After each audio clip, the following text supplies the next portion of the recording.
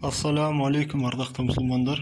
Біздің кезекте жұмысымыз қаптамасыз темір есіктер жасау жүйесін тағы бір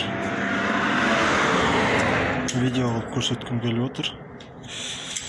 Алдымен материалдарына келетін болсақ, 40-тық угольник, яғни өлшемі 40 мм және 40-қа 20 профильді труба, замок, лист 1,5 мм. Соларды пайдаланып темір есік құрастырамыз. Ең алдымен қандай да жұмыс болмасын, оның өлшемдерін түзу қылып кесу. Яғни угломерді пайдаланып түп-түзу қылып кесу керек болады. Кез келген темірді түзу қылып кесу оның оңды шығуына бір себеп. Сондықтан негізгі есіктің рамкасының негізгі размерінен 1,5 сантиметрдей азаңдап аламыз. Кішкене зазор қалдырамыз есік оңай бару үшін. Егерде біз өзіміз қолмен қанша түзу істесек, ол бәрібір қисық шығады. Есік сірә бір жерлерінен болмаса, бір жерлерінен қисық кетеді. Ал егер біз ештеңе етпейді, аз-маз қисықтың зияны жоқ шығар деп істейтін болсақ, ол грубо қисық кетеді. Сондықтан да біз барынша түп-түзу қылып миллиметріне дейін есептеп кесуіміз керек болады. Ең алдымен білетін нәрсе, кескіндерді, жалпы бұйымдарды кескен кезде әдемілеп кесу керек болады.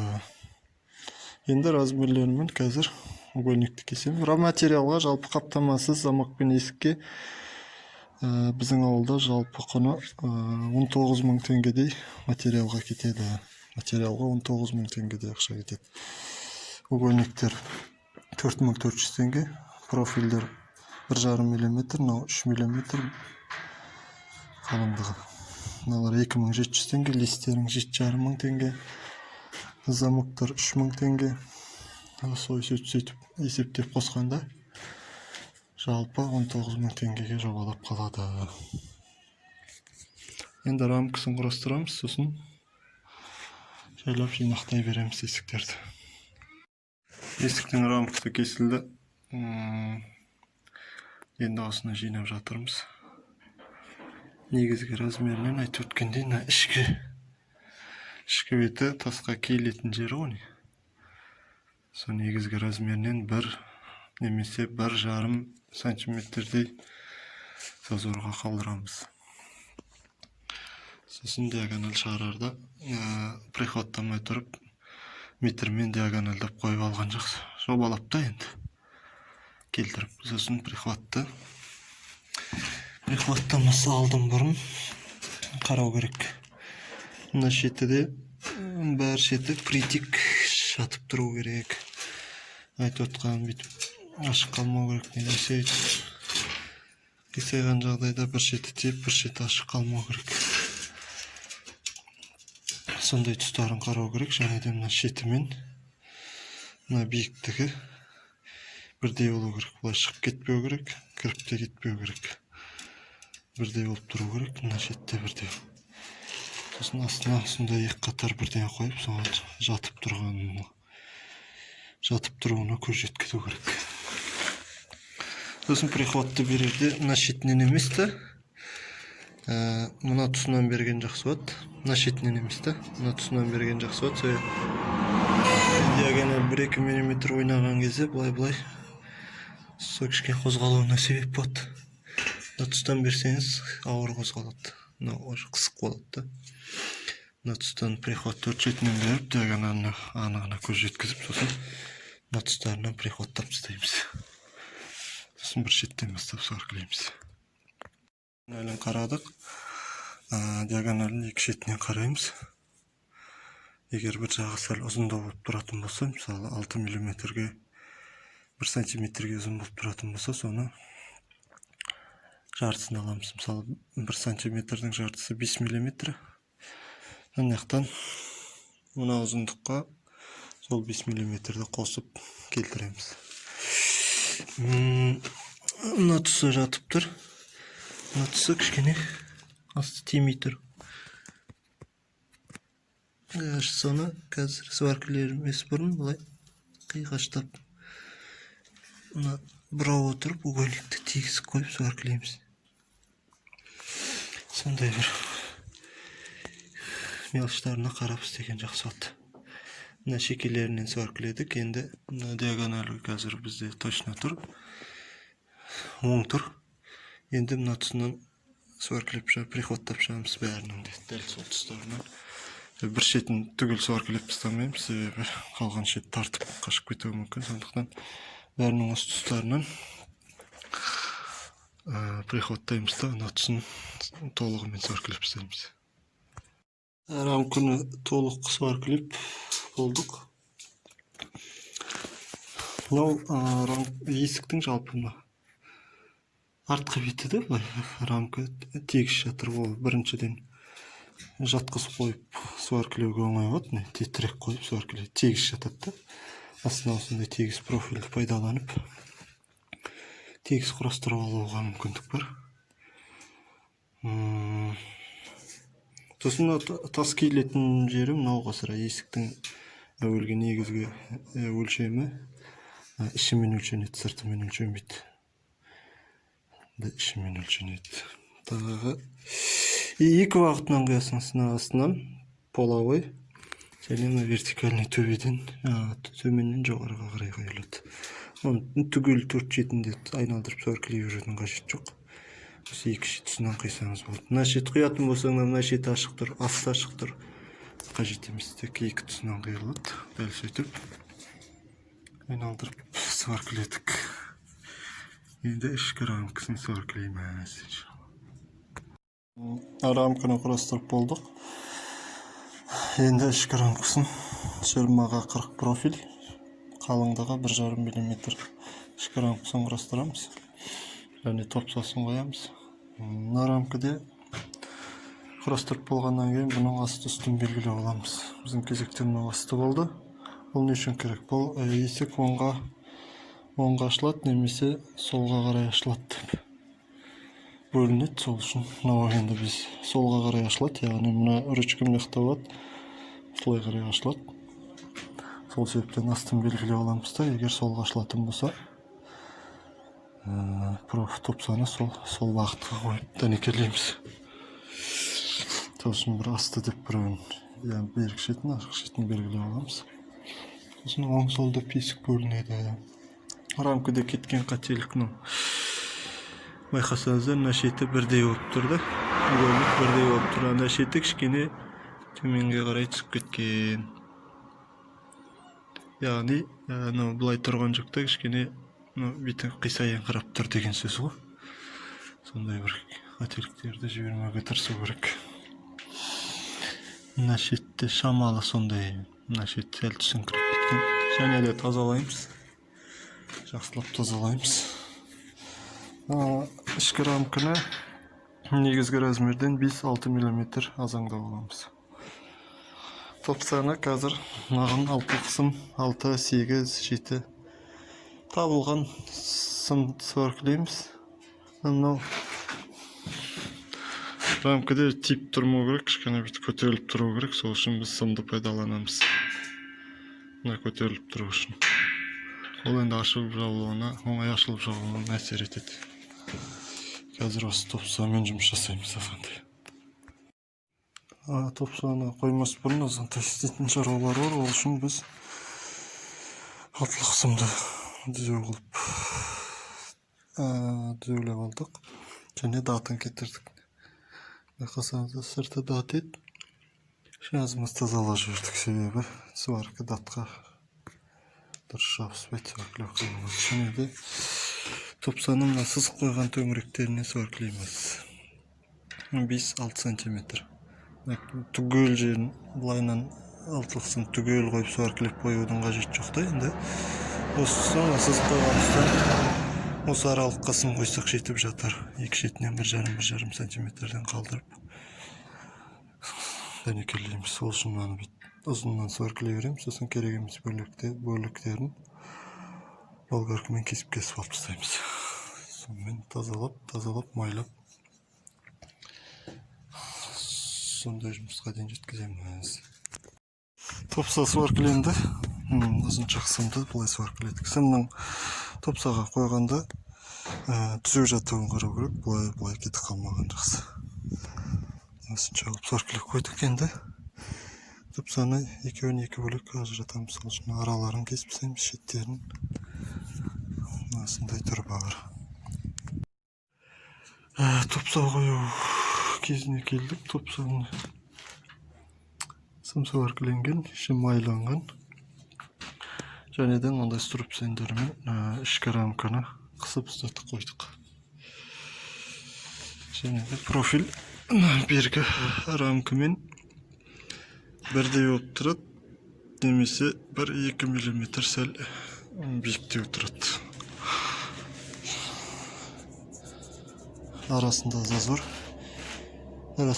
міндетті түрде 4-5 мм. 4-5 мм зазор қалдырамыз, және де аст үстіне зазор қалдырамыз. 3-4 мм.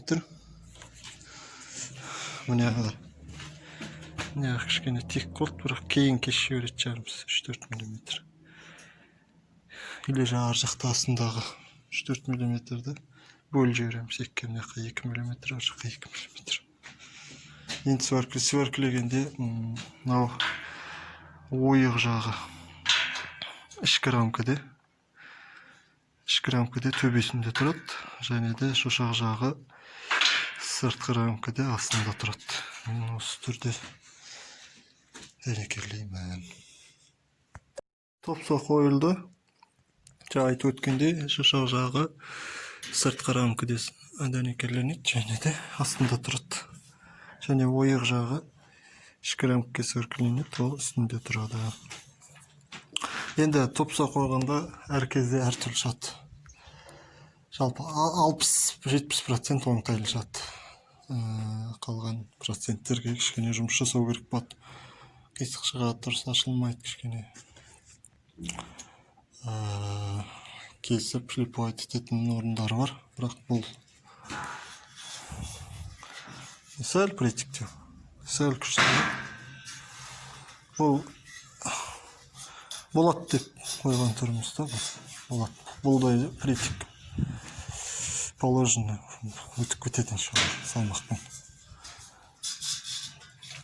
Қатты притик болып жатса, онда ашып ішіне шлифовать етіп, сондай жұмыстар бар. Ондағы бірде ондай жағдай болып жатса түсіндіріп өтермін. Және де тек өзін ішкі рамкамен бір қарап отырсаңыздар, сваркіленбеген өзін сваркілеп, сөйтіп істеп оңтайлап аламыз. Сосын мына жағында дәл сөйтіп ұстатамыз. Бірақ бұл жағының зазорына алдың ар жақтағы зазордан сәл кеңдеу, 1,5-2 мм-де кеңдеу. Бұл жақта замок тұрады, сол замокке кішкене тик қалмасы үшін кеңдеу қылып қоямыз. Және де замоктың орнын алдын ала кесіп аламыз. Байқасаңыздар, замоктың орны кесілген. Бұл жағы жерде өз тұрғасын кесуге өте ыңғайлы болады. Енді мына асты үстінің рамкасының размерін, өлшемдерін шығарып қойып дәнекерлейміз. Есіктің шаруаларын істеп отырмыз. Айтып өткендей, мына профильді қысып қойып, астының үстіңгі профильдерін дәнекерледік. Сосын ортасынан мындай тағы да бөлекше тағы темір жібердік. Ертең алдағы уақытта бұл. Қазір обшивкасыз істеп отырып қойын, қаптамасыз. Алдағы уақытта қаптамас деген жағдайда оңай болады. Ішіне пеноплекстерін салып, осыған шуруп деген сияқты. Сосын да мына струбцендер пайдаланады, немесе приходта қоюға да болады. Струбцен жоқ болса, мына шетімен арғы дәл осындай жерінен приходта ұстатып, ішкі рамкалерін құрастырсаң болады. Осы приходта әбден жан-жағын түгел сваркілеп, айналдырып дәнекерлегенше алмаған жақсы. Алып қойған жағдайда бұл сварка тартады, ал сваркілегенде. Тұрса сварка тартпайды. Әбден қызуы кеткеннен кейін ашып алып тастауға болады. Ендігі істелетін шаруа. Енді лисін жапсырамыз. Лисін жапсырмас бұрын листің жататын орындарын белгілеп аламыз. Листің жататын орындарын белгілеп аламыз. Что листті әкеліп қойған кездерде сол меткеге қарап оңай қоя беру үшін. Биіктігінен сәл 1-2 сантиметр кесу керек болатын шығар. Ені дәл келіп тұр. Енің кесудің қажет жоқ болып тұр. Есіктің өз стандарт размері болғасын. Былай биіктігі кішкене ұзындау көріп тұр. Енді қойып қараймыз, болып жатса өзін қойып жібереміз. Лис қойып, лисін қоюды бастап жатырмыз. Және де біліп кететін жер. Топса тұратын орында кішкене ойып кесу керек болады. Яғни рамкада тұрған бөлігі, топсаның сыртқы рамкада тұрған бөлігін 5-6 миллиметр қылып ойып кесеміз. Анау есіктің өзінің ішкі рамкасында тұрған 2 сантиметрде кесіп, оны алып тастамаймыз да, кішкене бітіп орнын иіп қоямыз да, топсаның өзіне сөркілеп тастаймыз. Ол үшін алдын ала шеттерін, ортасын сызықпен белгілеп алдық. 3 сызық тұр. Енді соның кесу жұмыстарын жасаймыз.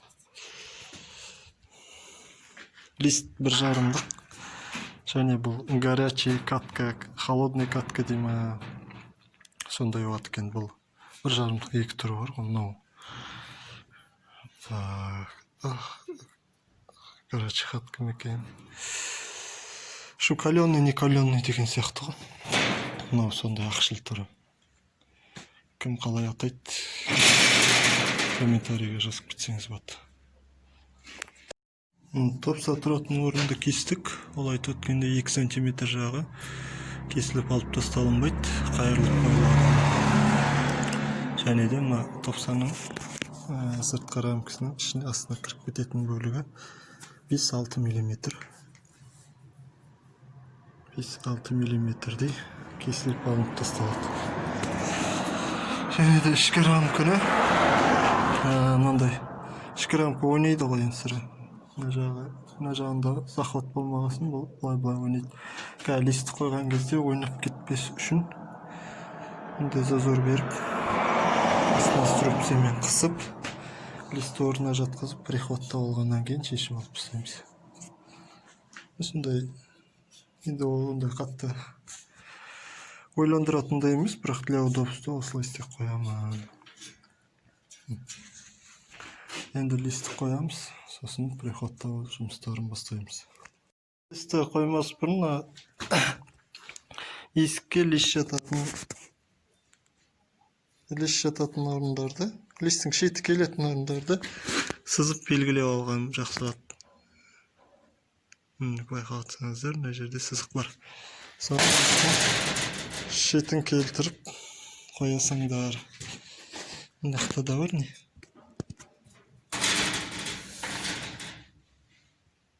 Келмей тұр. Енді қазынан сәл бер қарай листі осы сызыққа келтіріп сұрамыз. Не анда да бар. Листі басып келтіргенде. Осылай келмесе де солмен ориентир жасауға оңай болады. Былай. Солмен өлшеп қоюға ыңғайлы. Және де топсаның астыңғы бөлігі мен астыңғы бөлігінен андай 1-2 миллиметр болатын зазор тастап кетеміз. Ол бетінде тұрмайды да, енді листпен ішіндегі рамканың арасында тұрады. Жалпы бар мәңгі ішінде кардандар бар. Мына тұста. Және де екі тұста астарында зазорға арналған кардандар бар. Ол енді мына есіктің оңай ашылып жабылуына әсері бар. Шындығына келгенде ол өстіп қойып жүрмін, енді сөйтіп жұрт қойып атқасын. Қоймай істеп берген кез болған жоқ. Мен ойлаймын, есік ашылғанда өйтіп артқа секірмес үшін қойылады шығар деп. Сол үшін сөйтіп қойып істеп жүрміз.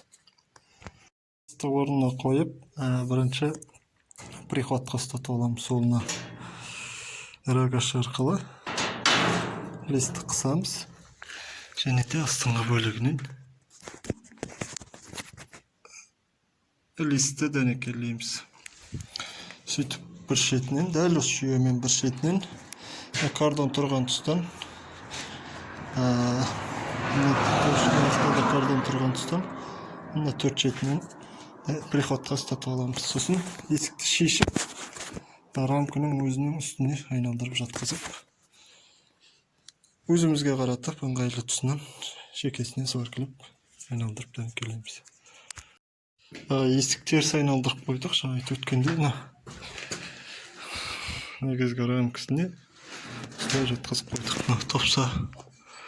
Топсаның шетін угольникке тіреп, екі шетінде, арғы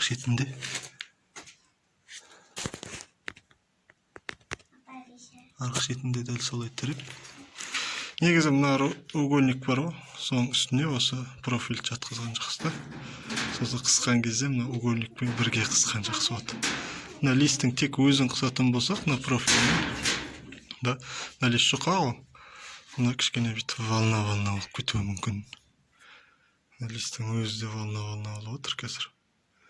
Соны слишком күшейтіп жібермес үшін волнасын астына угольник салған жақсы болады. Угольникпен бірге қысқан жақсы болады. Үстіне де солай. Үстіңгі профильге де мына угольникпен бірге қысқан. Әдемі жатады сонда. Дәл істеп сваркілегенде былай сваркілейміз. Ортасынан төменге қарай тартамыз. Сосын жоғарыға қарай тартамыз. Сосын мынадан былай тартамыз. Ортасын төмен, сөйтіп жан жақтан алдап сваркілемесек, мынандай ішінде профильге тимей қалатын листі профильге тию керек те, сол үшін бір шеттен былай тартып кетпейміз ары қарай. Ортадан былай тартамыз, былай шетке сөйтіп алдап келістіріп істейміз. Листті рамкаға бекітіп жатырмыз. Жаңа айтып өткендей, мына тұстан бері қарай дәнекерледік, және анадан ары қарай аралары 10-12 сантиметр аралықтарында. Мынадан алдық, былай алдық, аралдық, сосын мынадан астынан бері қарай алдық. Және біліп кететін жағдай, листпен қысып дәнекерлеген кезде листпен профильдің арасы ашық қалмау керек. Бір-біріне сығып барып тұру керек. Егер ашық қалып дәнекерлейтін болсаңдар, лист қызған кезде артқа қарай қашып кетеді, қарын шығып. Сондықтан да жақсылап қысып ұстаған жақсы болады. Осындай жүйе. Енді мына рамканы айналдырып угольниктің үстіне қоямыз. Рамканы угольниктің үстіне қойып, енді дәл солай қысып дәнекерлейміз. Бұны да солай ортадан екі шетке тартамыз, сосын ананы былай қарай тартамыз, айналдырып. Мынаның астына ұзын бірдеңе тастап, үстінен басып жүріп, екі шетінен дәнекерлейміз. Есіктің лисін толығымен дәнекерлеп болдық. Ортасында приходтап шықтық. Ортасы оңай болған жоқ, жаңа айтқандай астына ұзын осыған профиль тастап, үстіне шығып, аяқпен басып, бір үш жерден приходтап алдым. Бұлай қолмен үстінен рогашпен басқанда ол бармады, сондықтан солай жасау керек болды. Әр жерінен, үш жерінен беріп алдым да, сосын қалған қолмен ептеп басып. Ол мынандай 10 сантиметрден құюдың қажеті жоқ. Бір 5-6 точка қойсаңыз болады. Сосын ішкі жағынан дәнекерленді ол лист. Сыртқы жағынан да әр жерден бер жерген жақсы. Есік ертең каждый раз ашып жапқан кезде мынау тиеді ғой. Сондықтан лист бүйтіп артқа қарай есік кетуі. Сол себептен ішкі жағынан да бер жерген жақсы, сырт жағынан да. Енді айналдырып орнына қойып замок қою жұмыстарын жасаймыз. Так, замоктың орындарын белгілеп кесуді былайша істеп жатырмыз. Замоктың орнына салып, мына тұстан мына жерге дейінгі размерді аламыз. Ол 2-4-ке 4-4. 2-4-ке 4-4-ті көрсетіп. Замокты алып тастаймыз.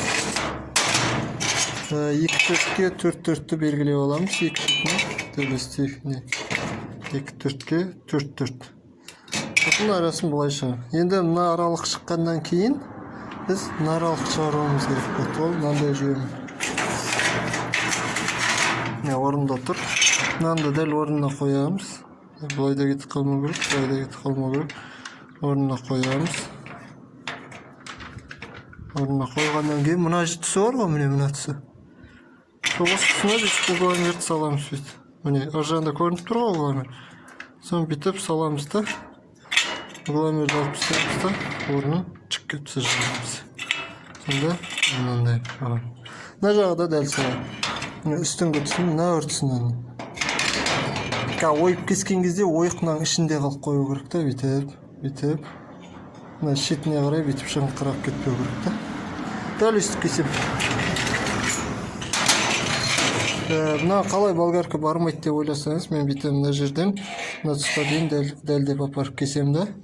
Сосын астынан қараған кезде кесіліп біткен жері бар ғой. Содан бүйтіп ойып із салып жүрем. Сосын ортасын қиғаш кесем де, екеуін екі шетке ашырып, қайыр алып істеймін. Дәл осы жүйемен кесем, мынаны шетіне дейін апарып қоям да, болгарканың түсін дәл сызыққа келіп қоям. Сосын астынан шетіне келген тұсы бар ғой. Сол жерден бүйтіп шайлап меткіле жіберем. Кеспеймін, тек бұлай із салам да. Сосын плоскостьпен сындырып істеймін. Мынаның әр орнын тек қана әр орнын кесуге болады, мына тесіктерін әдейілеп та. Кішкентай қылып. Ол мынанша тез оңай тез осындай оп-оңай қылып істей алмайсың да. Каждайына басқа тұр. Ол тесіктері келмей екі жұмыс болады. Өтші ұзыншақ қылып бір алып тастаған жақсы болады. Оңай болады. Тез алып тастайсың. Міне. Барлық тесіктері ашықтыр.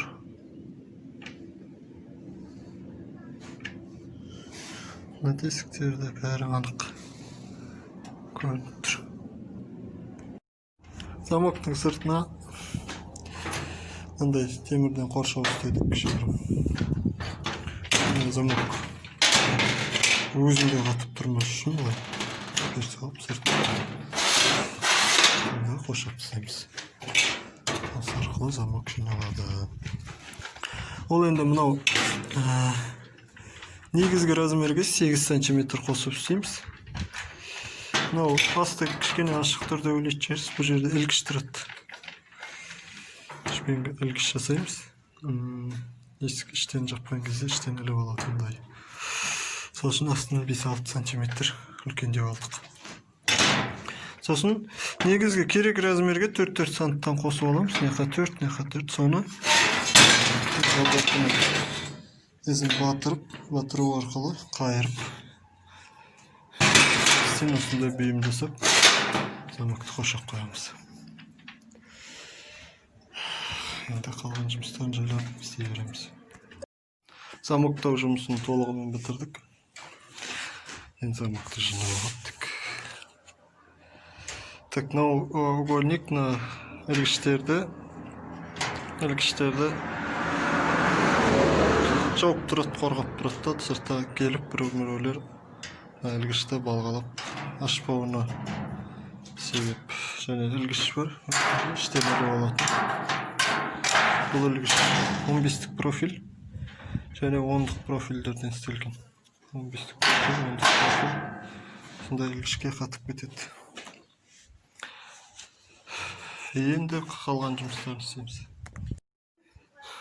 Топсаның қайырылып тұрған бөлігін топсаның өзіне сорқылып тастадық.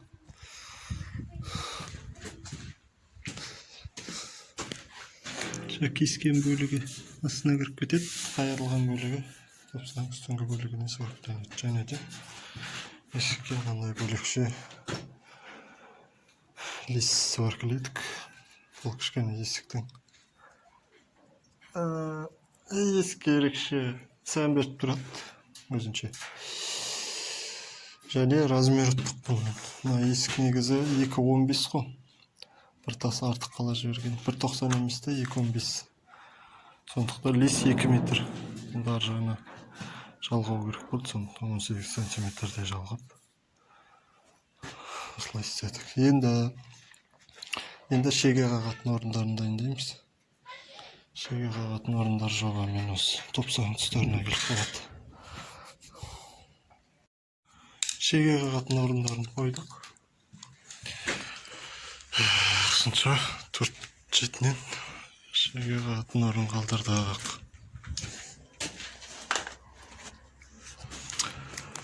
Әуелгі есік істеген видеода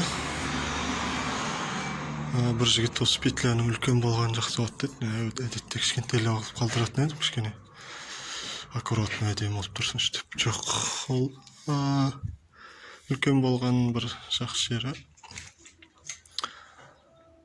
Қаққан кезде, ертең шкатурка жаққан кезде, есік ашып жауыққан кезде шкатурканы жарып жібермейді дейді. Сондай бір жақсылықтары бар дейді. Әуелдегіден кішкене үлкендеу. Әдетте бүйтіп істемейтінен жартысында қыртай қылып қалдыра қоятын едім. Енді қазір біздің кезекте мынау 9,2 мм, 9 сантиметр, 13 сантиметр жобамен. Соншалық. Және де шеге тұратын орындарын шамалап дәлдеп әкелген жақсы болады. Ол біз мынаны былай шығарамыз. Тасқа қағылады осындай 40-қа 20. Алейкум селам. 40-қа 20 тас. Соның қақ ортасынан қағылған жақсы болады. Шеттен қағылса тас жар жіберуі мүмкін де. Сол үшін біз жобамен есептейміз. Жерде тұрғанда есік жобамен 30 сантиметрге келіп тұр ортасы. Және метрді созып төбегідегі тастың ортасына аламыз. Мынандай точкасын. Сол арқылы метрін шығарып анаған белгілеп сондай тұсқа бормен белгілеп аламыз да. Сосын орталық деңгейі соған келу керек. Сонда жобамен тастың ортасына қағылады. Енді краскілейміз. Сосын басқа шаруасы. Орын тесу керек. Замок кіріп кететін орын тесу керек.